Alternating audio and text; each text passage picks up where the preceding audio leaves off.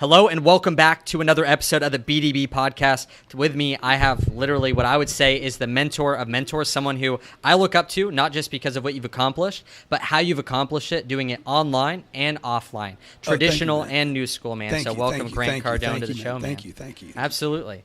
And so first off, I want to just honor the fact that you've been able to do that. The fact that you've been able to not only go with new school business, I've seen you speak on stages, I see you selling info products, I see you crushing people in that area, which is one thing. There's a lot of people out there that are good at online marketing. You've met a lot of them. Yet they don't do traditional style when it comes to investing, and then also speaking as well, and you kind of have this whole package and you're dominating everyone and everything. Yeah, thank you, man. A lot of people don't recognize like how many different little, I was doing an interview yesterday, and the guy's like, well, tell me about this thing. And I'm like, well, dude, that's not the only thing I do. Like I don't know why you keep going back to this thing. It's because that's his space, and he doesn't see all the other stuff going on. Yeah. And he's a little sketchy anyway, so. What do you mean sketchy? Well, sketchy people can't see everything. I've learned this in my own life and with other people. Like, people that take shortcuts can't see very well. And like you can see everything I'm doing. You see the e-commerce, you see the traditional, you see the sales calls that we make, you see what I'm doing on social, you see the real estate plays, you see everything I'm doing. So another person could study everything that I'm doing and not see everything I'm doing because they're sketchy. And they're like stuck right here. They're criminals. They're taking shortcuts, and they're looking for shortcuts, and all they see is shortcuts. They can't see everything. So the more honest a person is, the more they can see, and the less honest a person is, the less they can see. It's why a thief robs a house and steals less than he could have made just servicing the same exact house. Right. The guy would have given more money to like take care of him if he could see. Instead, he saw a watch and took the watch. How often do you see this with your Instagram followers, the people that DM you, the people that email you? They're just thinking right here, and I think even what you're saying is self-sabotage. Like they're sabotaging themselves because they can't see further. I see it a lot with interviewers. Really? Yeah, because I get to know the interviewer now, right? I get to meet them as opposed to the Instagram person. I don't get to see them. What do you see in the interviewer?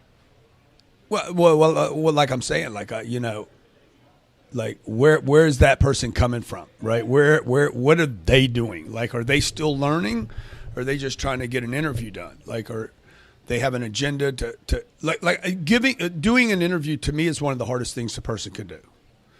Like, I hate being the interviewer. I'd much rather be the interviewed, because you got to stay interested. You got an agenda you actually want to go over, but what if it doesn't go that way, and it goes a different way, like it is right now probably already, right? So, and a lot of people can't flow. Like, they get stuck. They get stuck on this agenda they had rather than really being there. So it's a difficult thing, So. Well, you've been on so many shows that are just agenda-based, though. Hey, Grant, how'd you grow up? You grew up in this area, and you have a twin brother, and you go here. And so even for me, Tell me about your upbringing. My guys want to be a fly on the wall, and that's what I hope they're being right now, is that I'm interested in what you have going on, and I have a few things that I want to glean from the interview. So hopefully you're getting something from it, but I don't really care because this is my time to buy some of this, I'm just kidding. Yeah. Well, no, if you benefit, they will. Yeah.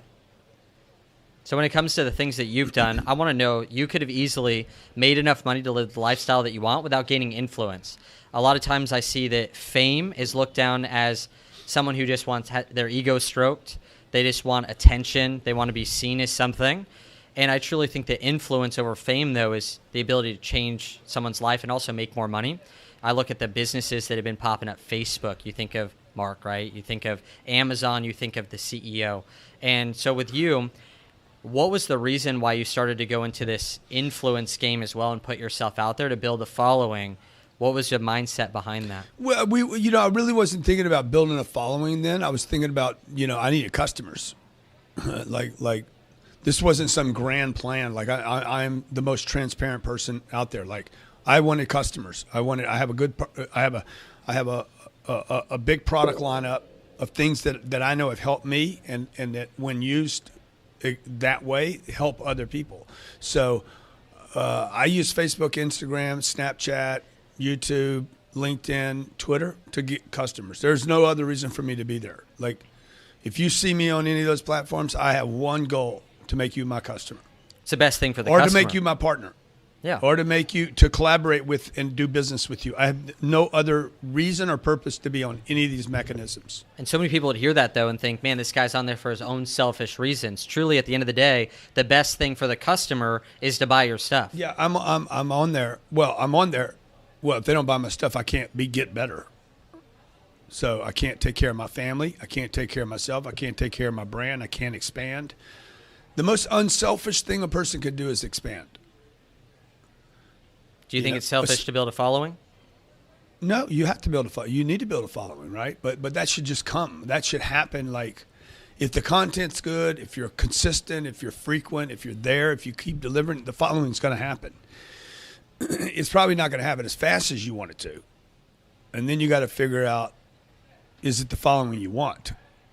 You know, so Floyd Mayweather's got 22 million people follow him, but is it any good? Like I don't know what it does with him. Like, does it do business with him? Does it transact with him? I know guys with big followings. But there's nothing happens as a result of the following. So you on the is Floyd rich or is Floyd broke? Which side? I don't know. I think Floyd ends up broke. Ends up broke if he doesn't. It's not a Floyd thing. It's not a Floyd thing. It's an asset thing. If you don't end up in assets, you end up broke. Yeah. So because you can't keep fighting forever. So if Floyd was watching right now, what would you say to him? Floyd, you need to spend as much time working on your investments as you do in Neiman Marcus or the Gucci store, the Fendi store. Like, he could just invest with you, though, right? He could invest to Cardone Capital. I would ensure that he's a billionaire. Wow. Like, you cannot become a billionaire without assets. Assets that produce cash flow. Amazon, Facebook, these are asset plays. These are internet real estate plays. The real estate's happening in the internet now. So I need places for people to go, right? So Starbucks is a real estate play. McDonald's is a real estate play. It wasn't a hamburger play. And I need places for people to go and do transactions to transact. So Facebook's that, Instagram's that, Netflix is that. And these all produce cash flow. Now, I can't go create Facebook because I don't have the intelligence to do that. I can't do that thing. But what I can do is I can go buy 300 units.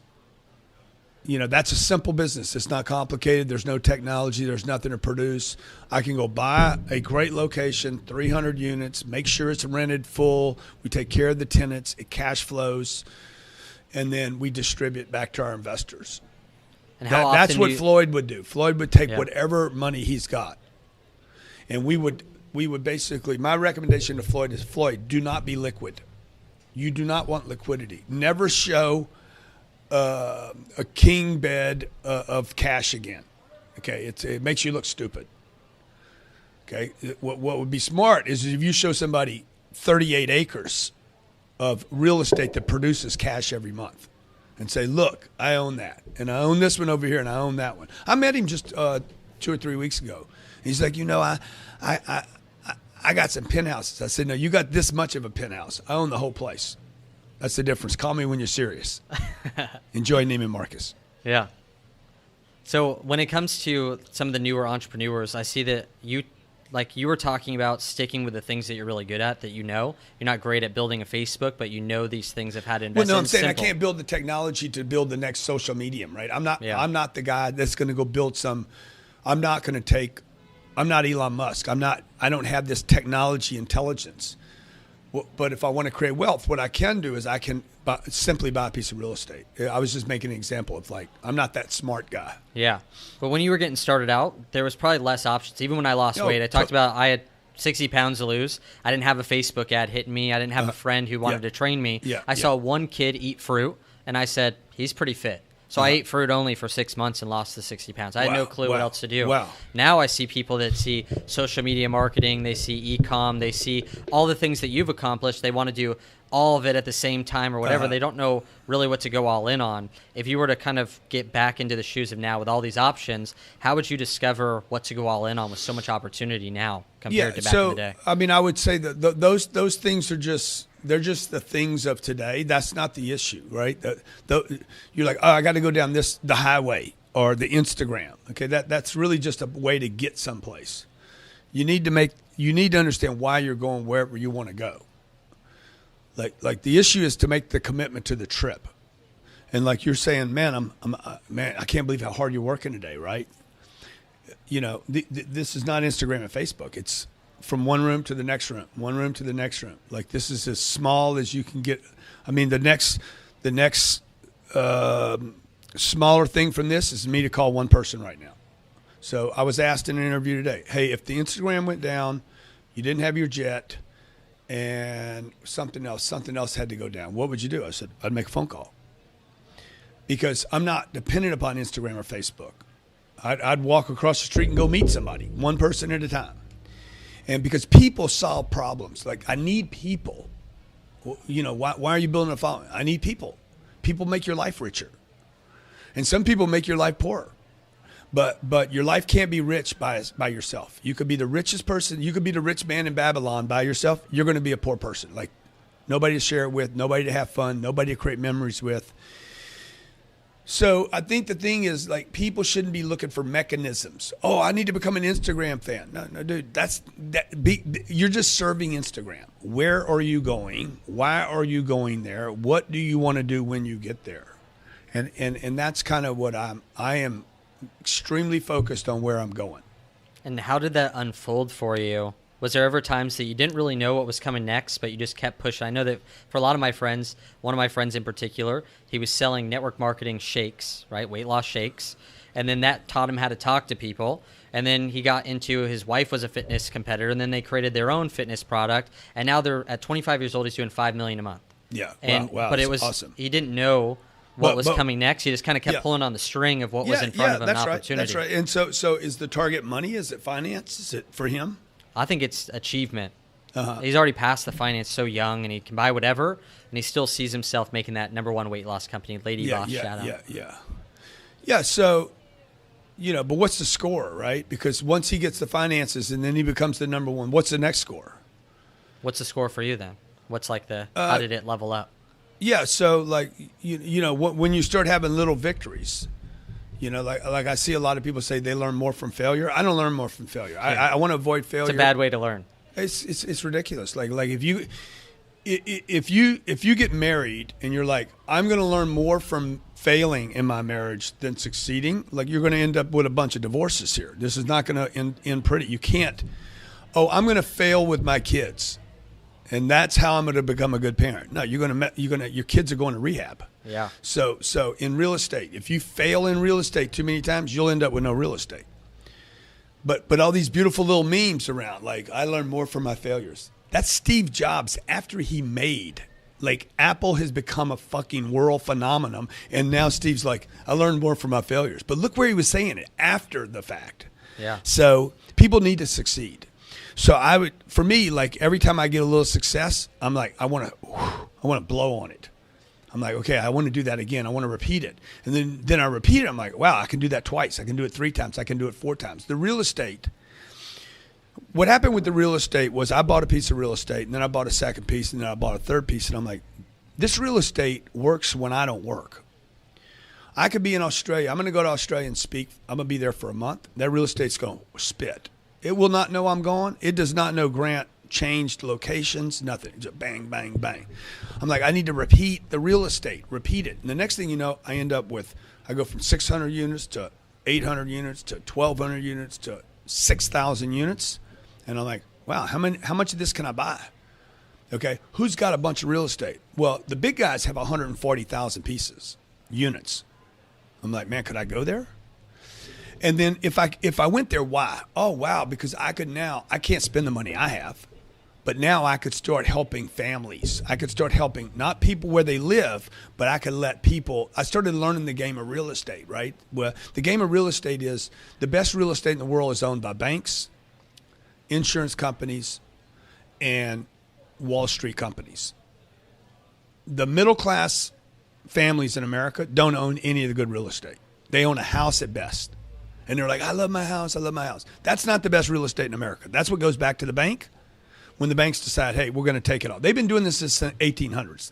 The banks were taking ranches away in the 1800s. They'd lend you money. You couldn't make it because of the cattle, because there was some, so they would take the ranch back and get the money back. That's what happened in 2010. They took everything back. They redistribute the wealth. Blackstone ends up with everything. So what I'm doing with Cardone Capital now is you get bigger and bigger. You start saying, how much can I influence things? Oh, wow.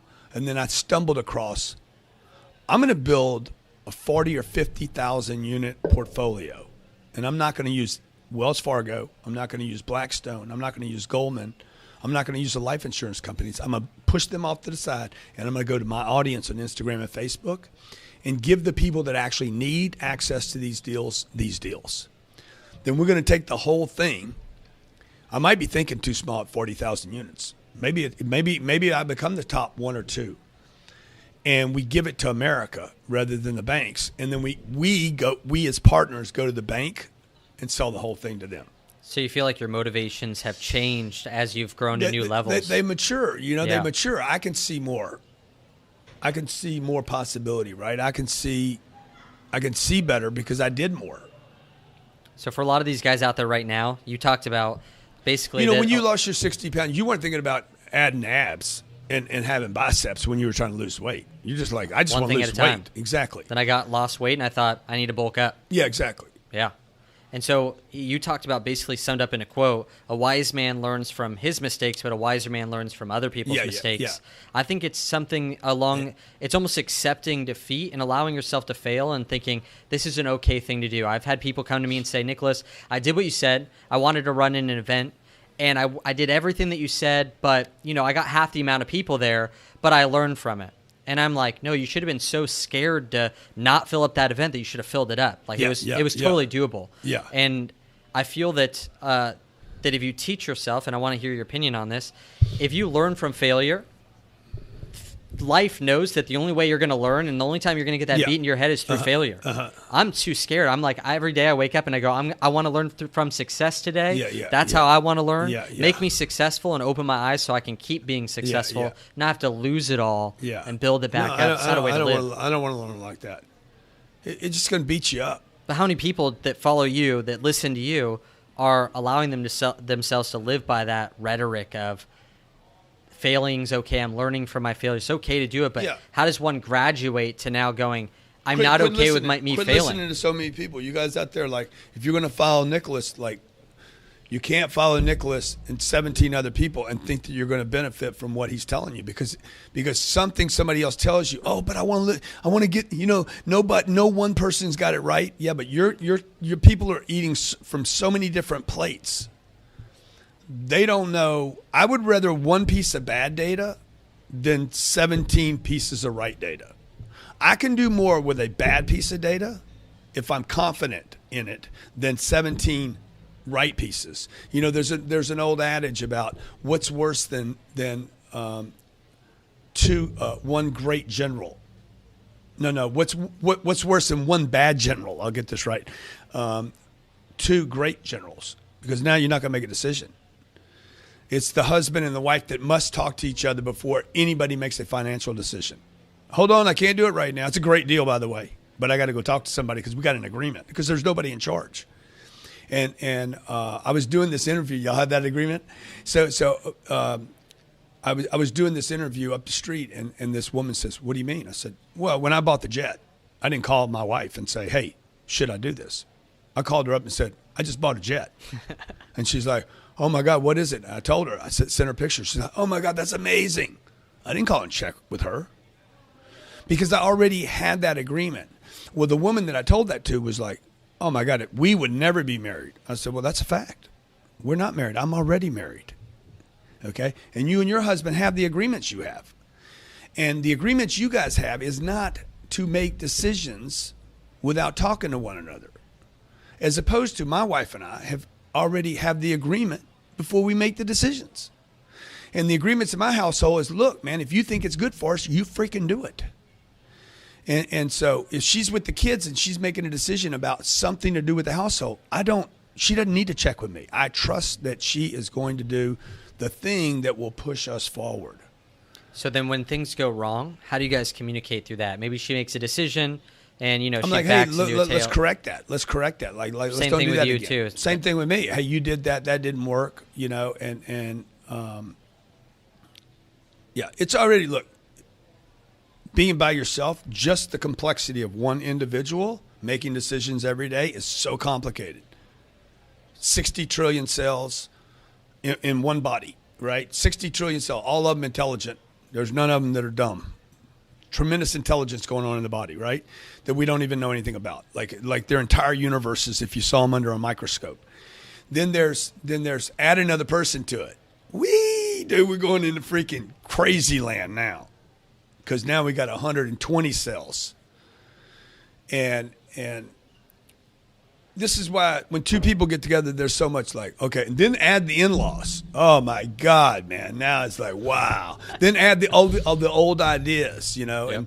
and the same thing that's going on Instagram right now. People or Facebook or whatever, right? So people are getting data. They read your book, then they read Man Up book, and then they read this book, and then they read Max Out, and then they read 10X, and then they read Relentless, and then they're like, okay, it sounds all the same. Like people need to pick something. And say, this is my deal. Like when I study, guys, I study, I don't read 17 books. I'll read everything Warren Buffett.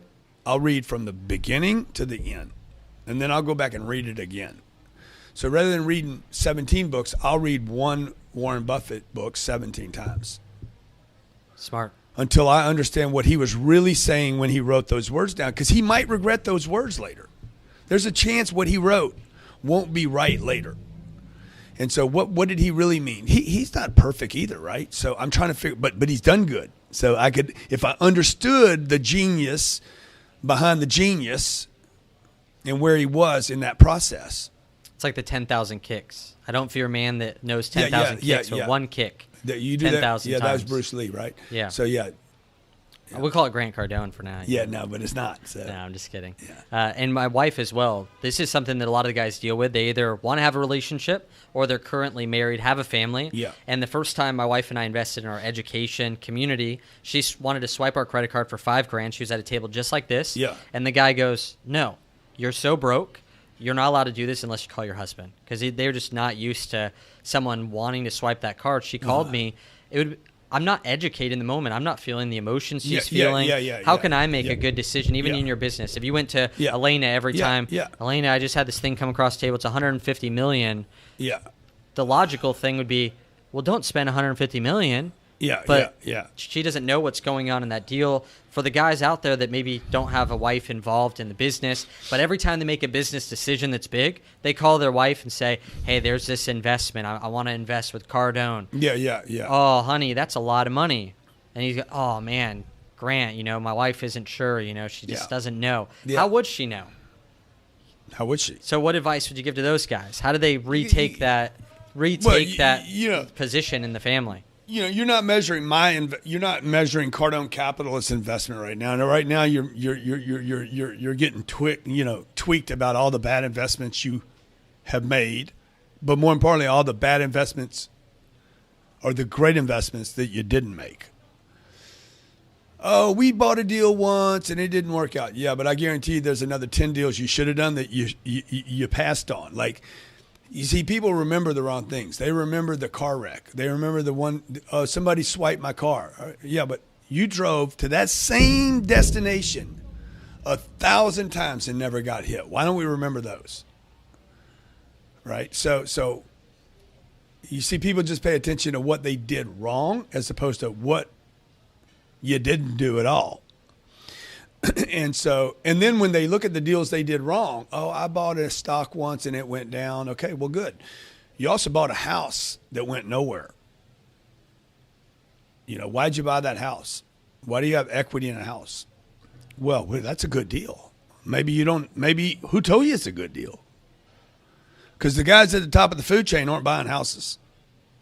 So what's your mindset around this quote that's successful people should have more fear for missed opportunity than failure? A lot of people are so scared to pull the trigger because they're so scared to fail. Yeah. But they're missing. You just talked about they're missing opportunity after opportunity. Look, we're trained to buy houses. We're trained to save for retirement. We're trained to leave cash in banks. I was doing 7,000 people in Atlanta the other day, and I said, "How many of you have money in the bank?" you know, 2/3 of the room. I have money in the bank. Well, why would you want money in the bank? You have more confidence in Wells Fargo than you do yourself. All that money should be invested in the enhancement of self. How many of you have money in equity in a home? You know, half the room. I have equity in a home. They're proud of it too. I'm like, why would you have equity in your home? That only benefited the banks. You borrowed money from a bank to live in one place that you call home and you're proud of and you like it, as opposed to like, wow, what if I had that equity? What if I had that money, that $80,000 invested in my business? How many have money in retirement accounts? Okay, probably 1/3 of the room had a retirement account of some sort. Why would you have money sitting in an account for when you're 70, 60, whatever the retirement age is, 63, when you could have that money working for you right now? So it's a way we've been programmed and trained too, right? To trust somebody else, that we can't trust ourselves. Diversify your stocks. Who was that for? Who did that benefit the most? Don't put all your eggs in one basket. That's not what the wealthiest people on this planet do. They put all their eggs in one basket. The richest people that have ever lived on this planet, one investment, and they watched it, and they made sure it worked. Railroads only, McDonald's only, right? They weren't in 700 different stocks. The creation of ETFs and mutual funds was for Wall Street, not Main Street. It was not for the middle class. It was on the backs of the middle class to make Wall Street rich, because nobody can figure out 700 different investments. Again, confusion of the masses. Hey, the ETFs is going to be the biggest redistribution of wealth in America will be the collapse of ETFs. There's trillions of dollars sitting in them right now, where masses of people have been tricked, hoodwinked by Wall Street to say, put all your money in right here in these mutual funds. My man's sick over there. He's like, fuck, 3 of them. He just hit the dam. I got cash in the banks. I got equity in the house, you know, and I got ETFs. Okay, it will be when the old man Bolger died, Vanguard, the founder of Vanguard. He says, when these get too big, they will fold. Too many people will try to exit at the same time. So all that goes back to what? It goes back to like how many different places you getting your data from. Warren Buffett does not diversify. Mark Zuckerberg did not diversify. Elon Musk, he's not a diversification guy. What was the first company he sold? Was it PayPal? Where did he make his first money? I think so. Yeah, I think it was PayPal. We can verify it. But. Yeah. He gets a score, and what's he do? He invests a bunch of money in SpaceX, a bunch of money in Tesla, and then I think it was the tunnels. He didn't diversify, dude. These are 3 things he put all his money in, and then he rented where he lived. He doesn't even own a home when he does this. He's like, I don't want a house. I want my money working. I want to make an impact with cash. Yeah. I don't know if that's too much for you guys out there, but man, there's a lot for you and your girlfriend to talk about. Yeah. She wants a house.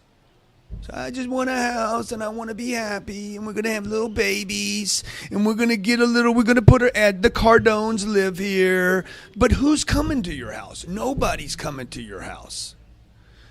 You know, so Damon John said, man, your jet's a terrible investment. I said, my jet is a better investment than your house, because my jet will take me places, and your house goes nowhere. Okay? Nowhere. Well, it's going to go up in value. Wrongo, Damon Jono, Shark Tanko. Okay, wrong. Okay, you pay 6%. The seller paid 6% to the broker to buy the house. I'd love to see what you guys think about this. When you go to sell the house, there's another 6 points. He's like, well, I didn't pay the 6 points when I bought it. I said, well, it came out of the proceeds of the house. You paid for it. Okay. When you sell the house, it's another 6. That's 12%. You got to make 12% on your house just to keep up with the brokers. Okay, you live in New York. It's 2.6% per year for property taxes. You live there 20 years, that's 52%.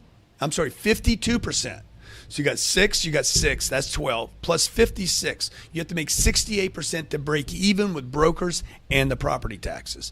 You hadn't mowed the lawn, you hadn't painted the place, you hadn't fixed the place, and you hadn't made a payment yet. Interest rate on a home today is about 4.5% to 5%. So 5% for 20 years, that's 100%. Who made all the money in this deal? The brokers, property taxes, and the bank. You'd have to make like 168% on your money to break even on the house. So what about some of the entrepreneurs that are like, it feels so good not to have the risk of payments, so I'm going to go buy my house, pay for it outright, Yeah. and that way that I just don't have a lot of risk. Then you're not an entrepreneur. You're a homeowner. Let's get a T-shirt and say, "Hey, fucking entrepreneur, scratch it out." Homeowner. Well, Russell Brunson did that. Fucking He's like, stupid. I want low. I don't care. Fucking stupid. Yeah. Russell, stupid. I know more about money than Russell does. Okay. Russell might know about funnels. Stupid. Dumb. Ridiculous. I got 5 kids. So what? Go rent a big ass penthouse somewhere. Okay. Let your kids tear the place up. Rent it every 10 to 12 months. Leave it. The landlord doesn't treat you right. Walk away. I live on the ocean in Miami. The other morning, some storm comes in. I rent there. There's 30 people that live in this building. And I drive up, drop my cars off. They park them. I hit 33, go straight to the top. I don't worry about anything. Something goes out. Hey, fix it. Hey, you hadn't fixed it yet. That's the most I get involved with this property. I wake up one morning. I go work out. There's a gym in the property. Trainer meets me there. I do the workout. I look outside. There's furniture from the pool is all in the pool. Okay. I go out there. I Instagram it. Somebody's got to clean this up, but it's not going to be me. Now, if that was my place and it was torn up and I had to worry about it, I had to fix it, it would take energy from me that day. Okay. So Russell, what Russell's doing, Russell, I hope you're watching this. What the entrepreneur's doing by taking money out of his business and buying his house, he's trying to reduce his risk because he actually does not have certainty about the future. He's planning for something to happen bad. And if you plan for something to happen bad, it will happen. So what I'm doing is I'm basically like, I don't want to own a home. What I want to do is I want to own lots of real estate or anything that produces cash flow without me having to touch on it. Right? Like, so because Russell's got a business that produces a lot of cash, but he's got to push on it for it to produce cash. And I have businesses that produce a lot of cash, but I want the cash that comes from those businesses to go into apartment buildings where I don't have to push. It doesn't matter if I'm dead or alive. They'll still provide income that I can live off of. And when my businesses fail, at some point all businesses fail. When my main businesses fail or end or terminate or whatever, that income will continue to pay me. So if I died today, the thing that people should be asking, like let's say you're married and one of you died today, would you sell the house? Well, we don't own our house, so yeah, I'm doing the right thing all of a sudden. Would you move? Would you move if I died?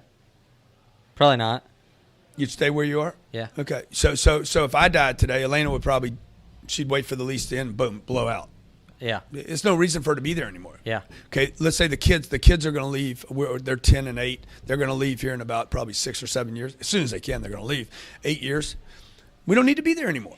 Okay. So the kids leave. I die. She's dumping it. Means it's not an asset. It's a liability. Right. Now, would she sell my real estate, the apartments? I die.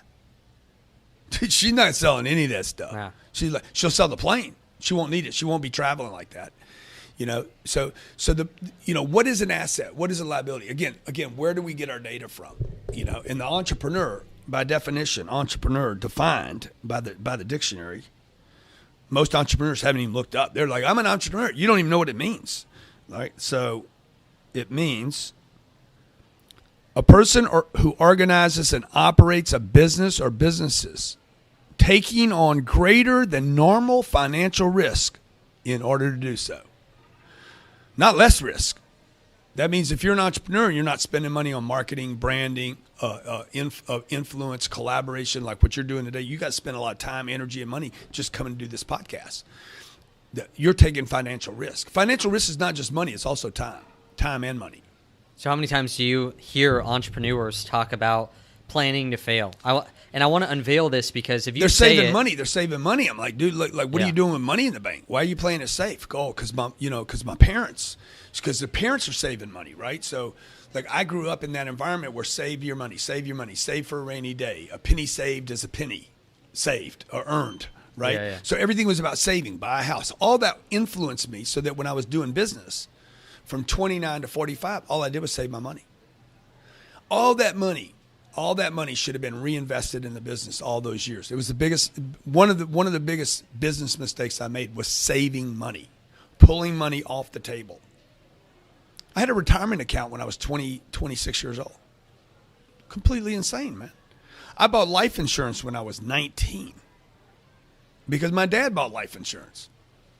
But what do I need life insurance at 19 years old for, dude? Yeah. Right? What do I need a house for? I bought my first house I bought. I'm talking from experience of mistakes, right? Yeah. I bought a house when I was 28 years old. What do I need a house for at 28? I need to be out calling on people at 28. I need to be hustling at 9 o'clock at night, not settling down to watch TV. But buying a house is the American dream. Millions. There's 5 million homes in America underwater today. You're making me look at America as like one big business trying to win and trying to convince everyone totally. to do what they want them to do so they can win. America is basically a bunch of banks selling to one clientele, the middle class. Anybody that makes between about 30 grand a year and probably 400 grand, maybe even more. Like the middle class is massive. Okay, it's the biggest problem in America is the middle class. It's not poverty. It's the middle that can't get ahead. And it's going to become more and more of a problem. So you hear the politicians talk about a minimum wage. You know, the guy that's being paid $8 an hour. That's not really the problem in this country. It's the guy being paid $58,000 a year because there's no money left over. But all the laws are made by the banks and Wall Street. So everything, all the messaging we get, you know. But the millennials, you guys are going to change the whole game because you're not buying the bullshit anymore. You've seen your parents stuck, unable to move. Yeah. You know, you're the last. You guys don't even want a house. Nah, no one even thinks about it. And then there's people my age that are starting to say, wait a minute, I owned a house. That wasn't such a great deal for us. I mean, I'm just stuck in it. They don't even want the house anymore. They're bored with their own house. They're like, I just want to travel. So for the first time, you have like 150 million people, 80 million baby boomers, and 75 million millennials all saying, the last thing I want is a house. I want to travel. I want adventure. I want to learn stuff. And so that's going to disrupt the system. So we have massive disruption in automobiles, housing. It's going to create tremendous opportunity for all the guys that are following you. I appreciate you sharing that as well. Yeah. Because we want to follow by someone's direction. I feel that one of the ways that we can not learn from failures is to learn from people like yourself, which is why I like doing the interviews, why I like hanging out and bringing this content to people that's not, again, not the BS, for the people to get stuff that's actually real. And the entrepreneur, you'll be much more creative when you have passive income coming. Like the thing that really freed up my creative juices was knowing when I wake up in the morning, I have income coming from other sources. It gives me courage. Leverage, too. Dude, it gives me courage. Like I can take a risk. I can spend more money in advertising because I got this stream over here. Yeah. You know, like Jay-Z is so bold right now because him and Beyonce don't have to go do the concert anymore. He doesn't have to be the prostitute, right? So you don't have to go sell your services anymore. He's got these other streams coming in. He's got this other talent. He's got these other businesses that are providing flows.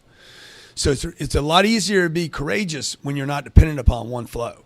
So you have Be Obsessed or Be Average, 10X, and all of it's kind of like different angles to say the same thing, which is going all in. And a lot of people, they want to put in the least amount of effort for the most amount of result going in, and it always takes more than what they thought. And this is just what I'm seeing even from our guys is they go, oh, Nicholas, I want to do this. And I'm like, no, like just do more than that. Like be okay with doing a lot more. And you actually inspired one of my mentors, Navy SEAL, retired Navy SEAL, one of the baddest ass dudes I know, most disciplined, and you listen to your entire book, Be Obsessed or Be Average. Who's that? Yost Jansen. Okay. He works with on all the Hollywood sets and on Iron Man, 13 Hours, all that stuff. He actually shot with your wife, actually. Oh, okay. At some of the ranges. He trains like all the people how to do everything with the guns.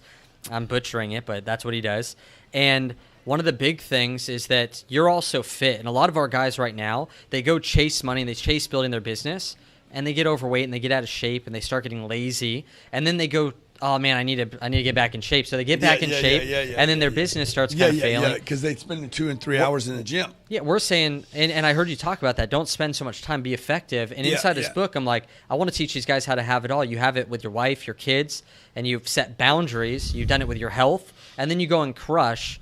How can these guys start doing this right now in their life to be three-dimensional, to have the correct amount? Because you know that your family and your health right now is contributing to your success. Yeah, totally. And these guys they're blinded, right? Like you said at the beginning.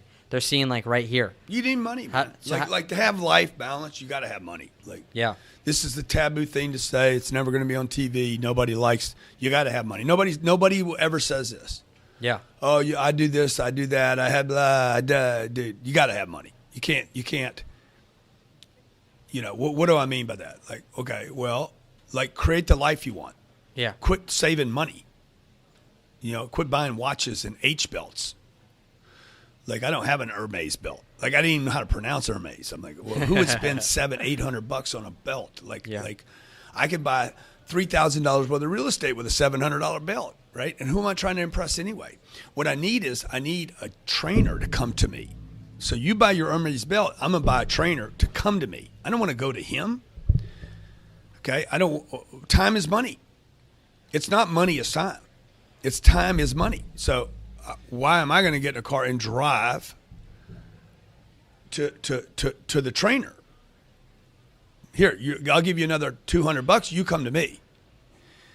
Okay, you come to me. I walk down there. I do my workout. Boom, I'm done. Well, he's still driving 40 minutes, and I'm already taking a shower and doing a business deal. So you got to figure out the things in your life. You know, when I went from okay, I'm never going to work for below my pay grade anymore. Like, this was a big shift for me. Like, I like gardening. I like landscape stuff, right? When I got rid of a yard, I was like, that probably made me $10 million. I loved it. I spent too much time doing it. It was costing me money. It was below my pay grade.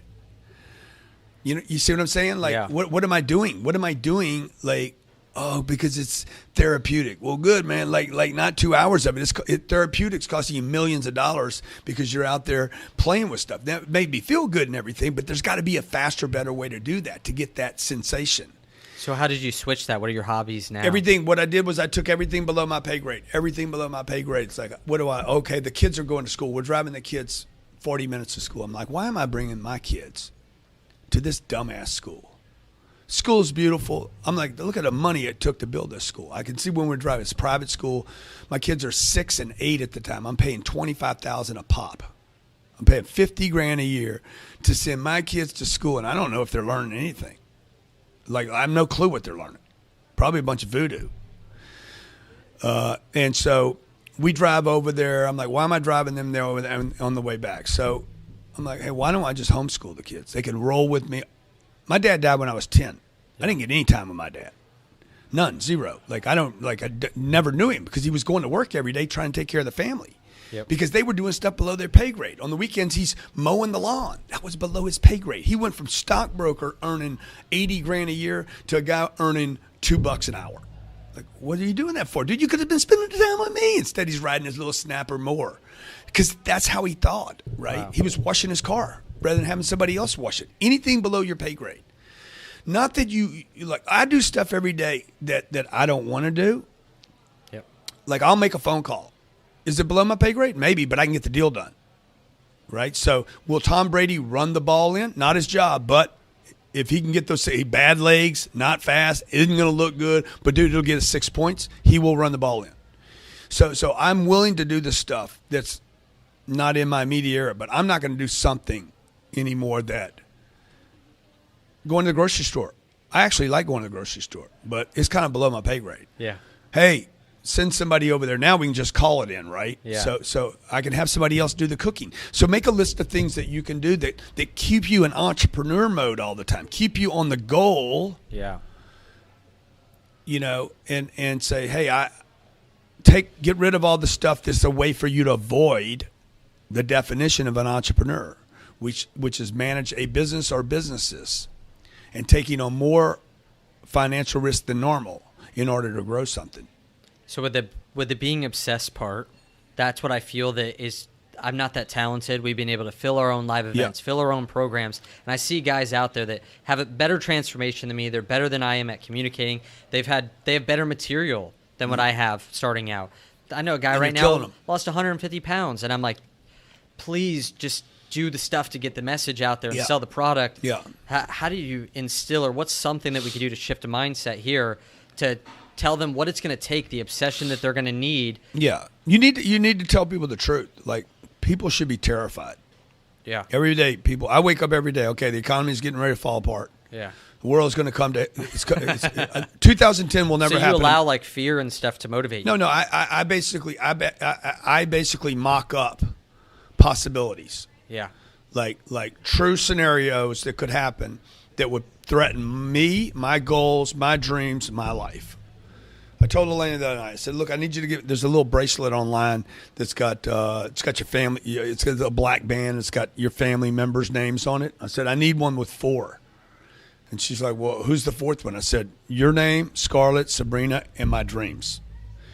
And so every day my dreams and my family are at threat.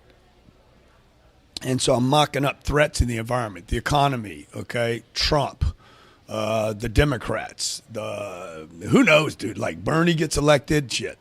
These whack jobs, like Trump stays in, like who knows? Like it's all up for You grabs. like any of them? Bernie, It's all crazy. Like it's all crazy right Yeah. now.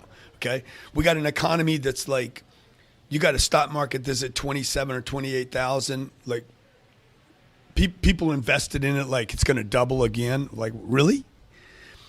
We've been 10 or 12 years or 11 years, I guess, since the last economic contraction. The next one's going to be brutal. We have $22 trillion worth of debt. This is what I do to myself every day. Everybody's running around like you got guys your age driving 2 Rolls. I just finished an interview with a guy's got fucking 2 Ferraris and a Rolls Royce. Yeah. I'm like, this is insane. Yeah. Common. Huh? It's common. Oh, yeah. Kids 30 years old, 25 years old, flying private.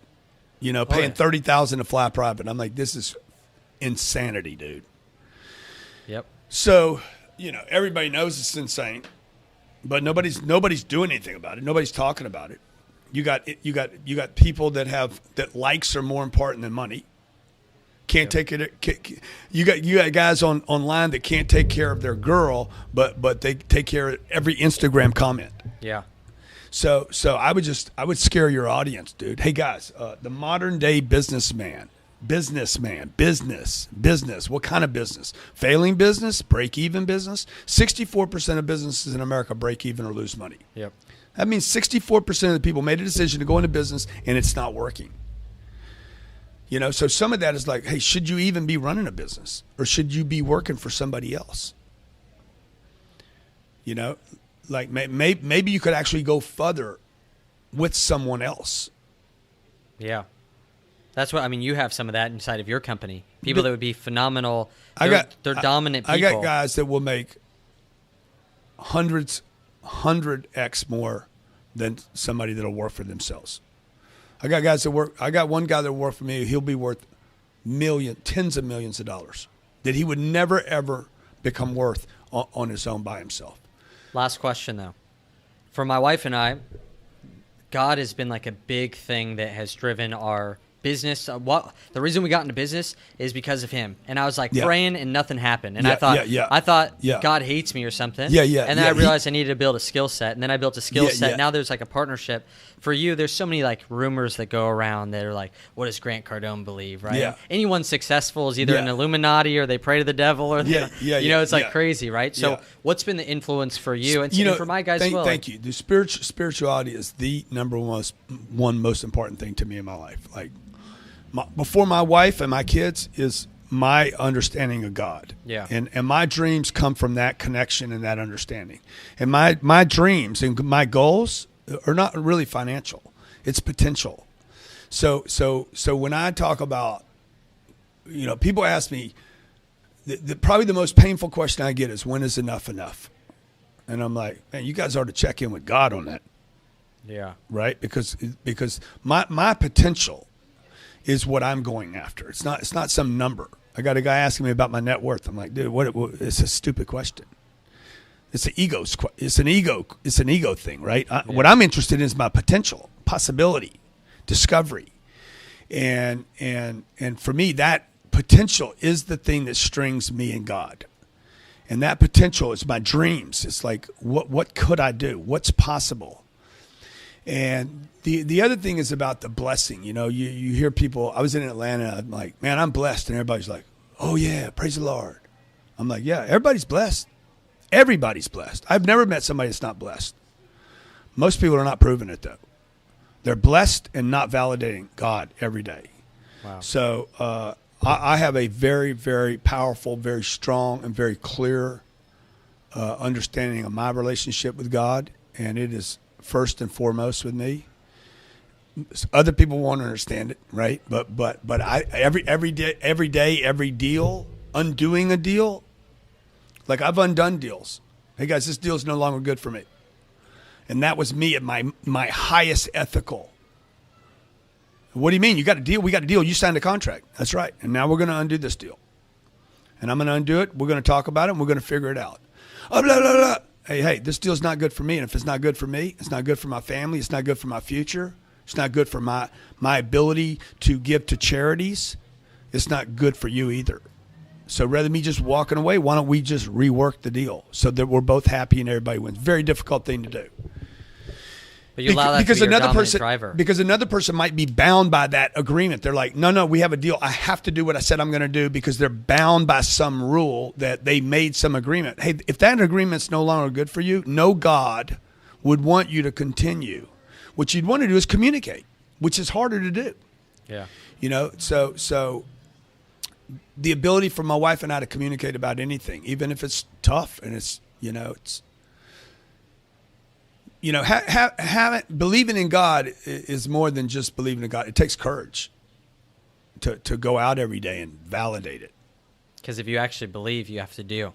And you ought to do well too. And if you have to me in my mind, like, if I have a good, really strong, good working relationship with God, I would be successful at everything, physically, in my marriage, in business, with my customers, online. I would have good reviews, not bad reviews. Yeah.